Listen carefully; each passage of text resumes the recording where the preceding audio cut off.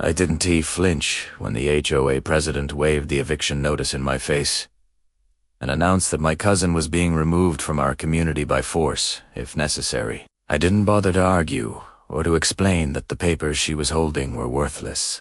I just turned to my cousin, handed him the stack, and watched as he calmly slid his federal credentials out of his jacket. He placed them right on top of the flimsy notice. The room went silent. No shouting, no bravado. Just the seal of the Department of Justice staring up from the table, and the dawning realization on their faces that they had just tried to evict a federal prosecutor. Before I tell you how we got there, Yusu Len now, I never wanted to fight with the HOA. I never wanted to fight with anyone, for that matter. My life before all this was simple, maybe even boring. I bought the property for peace, not drama. It was a modest place outside town, with tall pines leaning into the sky and a lake within walking distance. My plan was straightforward. Fix up the old cabin, sit on the porch in the evenings, maybe host family barbecues on the weekends. Nothing flashy. I wasn't trying to be some neighborhood activist or lawyer. I just wanted to be left alone. My cousin had been visiting more often back then. He worked long hours in the city, and this was where he could breathe. He'd sit out on the porch with me, still in his shirt and tie, shoes kicked off, just staring at the tree line like a man finally unplugged from the chaos of the world. We'd fish on Saturdays, sometimes go hiking, sometimes say almost nothing at all. That's the kind of quiet we had, before the HOA decided they owned my land and everyone on it. The first spark was laughable, if it hadn't been so aggressive. One morning, I found a paper taped to my door. It wasn't even in an envelope, just a single sheet accusing me of unauthorized occupancy. Apparently, my cousin's car had been parked in my driveway overnight, and according to them, long-term visitors required prior approval.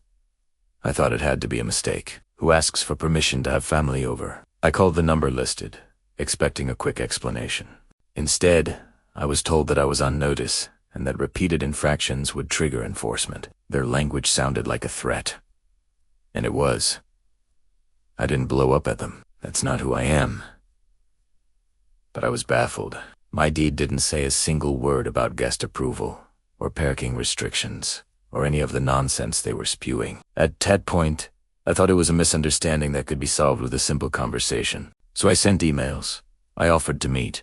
I even printed out the relevant portion of the bylaws and highlighted where it specifically allowed guest parking. Their response, a new letter, this one thicker, with violation fees attached. Suddenly, I owed them hundreds of dollars for non-compliance.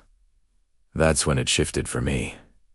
It wasn't about guest parking, it was about control. The president of the HOA in particular had this smug certainty that she could bend anyone with paperwork and bluster. When I tried to speak reasonably at the next board meeting, she cut me off, mocked my lack of understanding of community standards, and told me that if I didn't like it, I should find somewhere else to live.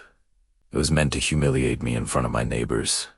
Instead, it clarified everything. These people weren't interested in compromise. They thrived on intimidation. That's when I stopped talking and started digging. My cousin saw the shift too. He didn't push me to fight back, but he also didn't to stay silent. "Don't let them bluff you," he said one night while we were going through their letters. He had a calm way of speaking, never raising his voice, just looking directly at you like a man who de-argued in tougher rooms than any HOA board could imagine. I didn't fully grasp then how much weight his words carried, but I started to piece things together. I pulled the original deed from the county recorder's office. I cross-referenced it with the HOA's plat map. I combed through zoning ordinances, property codes, and even the HOA's own filings with the state. What I found was damning. The HOA had no legal standing over my parcel at all. Their boundary stopped 3 lots short of my driveway. They were bluffing their authority entirely. Every notice they taped, every fee they invented, every threat they sent, none of it was enforceable. They were squatting on power they didn't have, and they assumed nobody would check.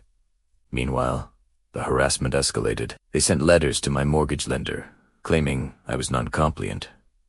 They tried to tow my cousin's car from my driveway. They even circulated a petition claiming my property should be subject to forced inclusion into their HOA. I documented every single one of these actions. Photos, certified mail receipts, screenshots, all of it. I kept a file thick enough to collapse a coffee table, but the breaking point came when they taped an actual eviction notice to my cousin's car window. Imagine the goal, a private HOA, pretending they had the power to evict someone from private property. My cousin was calm as ever. He just folded the paper, slid it into his briefcase, and told me not to worry. He said he'd handle it at the next board meeting, and that's how we got to the moment I started with.